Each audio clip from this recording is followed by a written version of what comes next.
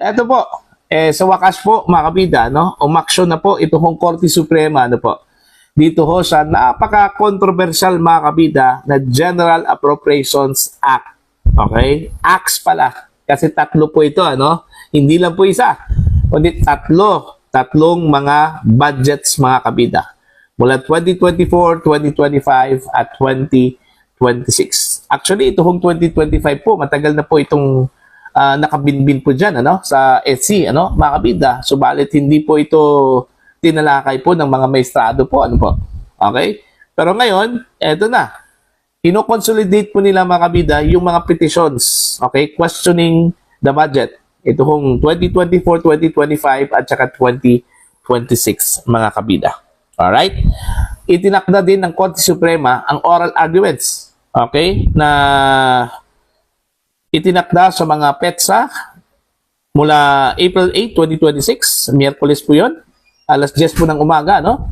At April 22, 2026, Miyerkules din, alas 10 po ng umaga, sa session hall po ng Korte Suprema mga kabida sa Baguio City. Alright?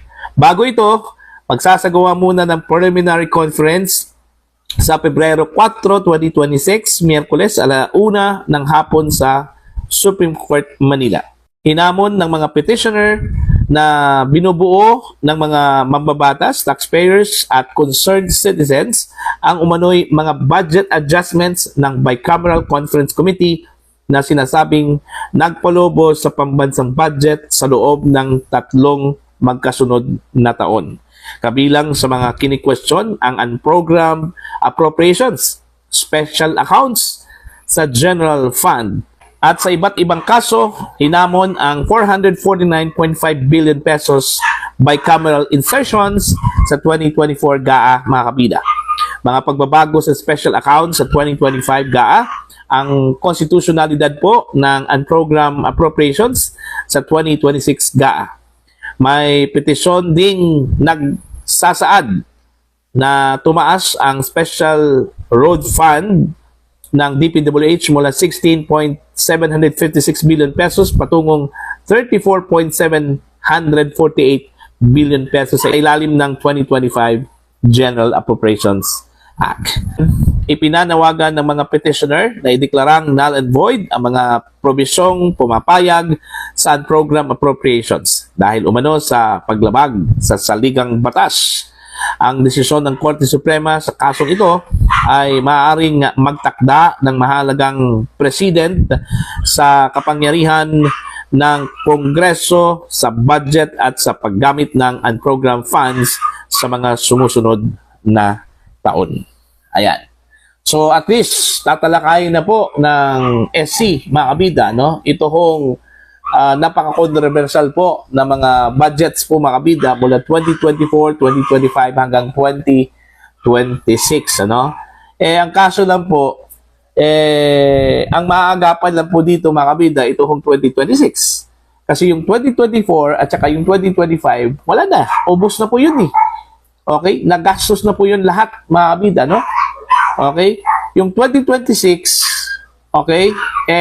Okay pa. Kunti pa lang yun, ano? Ang inilabas po na pondo po doon, ano po, mga kabida, ano? Kasi nasa unang buwan pa lang tayo, ano, ng taon. Okay, most probably, kunti lang po yung nailabas po na budget dito, ano po, mga kabida. Alright? So, yun. Napakaganda po itong development na ito, ano po, mga kabida. Dito po natin malalaman kung ang kini-question na budget noong 2025, lalong-lalo na po itong 2025, ano, mga kabida, na tinaguriang pong pinaka-corrupt na budget sa kasaysayan po, mga kabida, ng budgeting po, ano, sa bansa. Okay, kung ito po ba ay valid, ito po ba ay constitutional, mga kabida, o ito po ay invalid at unconstitutional. Kagaya ho dun sa 2024 national budget po, ano, mga kabida, kung saan po mismo ang Senior Associate Justice po na si Marvick Lunen, ano, ang nagsabi po mga kabida na yung 2024 General Appropriations Act could have been declared as unconstitutional mga kabida. Dahil ho sa mga nadiscovery pong mga hindi ho dapat nakalagay doon, ano, mga kabida, na labag po sa ating saligang batas. Alright? So ito, maganda po ito. Okay? Kaabang-abang po itong oral arguments po dito, mga kabida, no? Dahil dito pa lang sa 2024, 2025, may problema na po itong Marcos administration po, mga kabida. How much more itong 2026 General Appropriations Act po, ano, mga kabida, na sinasabi po nilang marami hong insertions daw doon, ano? So let's wait and see kung ano po ang madidiscovery po doon, ano, sa budget na yon, ano po, mga kabida. Pero yung 2024 at saka yung 2025, parang walang silbi na po yon, ano, kung tatalakayin po yon, mga kabida. Kumbaga, for record purposes na lang po, okay, ng Korte Suprema, na yung budget po ng 2024, 2025, they could have been declared as unconstitutional po, ano, mga kabida. Parang gano'n na lang po yung habol po, ano, yung record po, mga kabida, yung declaration. Pero as to the money, yung pera na makuha po natin, ma-hold po natin, wala na. Tapos na po Naubos na po. Okay? 2024 pa lang, mga kabida, tapos na po. Ubos na po yung pera. How much more yung 2025? Kasi 2026 na po tayo ngayon, ano, mga kabida. Now, kung sakali man po na ang desisyon po ng Korte Suprema, ano, against dun ho sa 2024 at saka 2025 national budget po, mga kabida, no? What would happen to those proponents yung gumawa at nag-approve? Magkakaroon ba ng accountability po yon, ano, mga kabida? Okay? O baka naman po, hanggang record na lang po yon. Yun yung masakla po, ano? Kung wala hong pananagutan po doon, mga kabida, ano po, na idiniklara po, mga kabida, na inapprove po ng Kongreso, pinirmahan po ng Pangulo, so as is na lang po yon. Okay? Sana, kung sakali man po, magkaroon po ng desisyon po ang SC na pabor, mga kabida, doon ho sa mga petitioners, okay? Sana meron pong kaakibat na accountability po, mga kabida. Kung sino man po yung sangkot doon ho sa pag-approve at sa pagpirma po, mga kabida, para maging batas po yung General Appropriations Bill po, ano, mga kabida. Okay? Mula 2024, 2025, and maybe 2026, ano? Okay?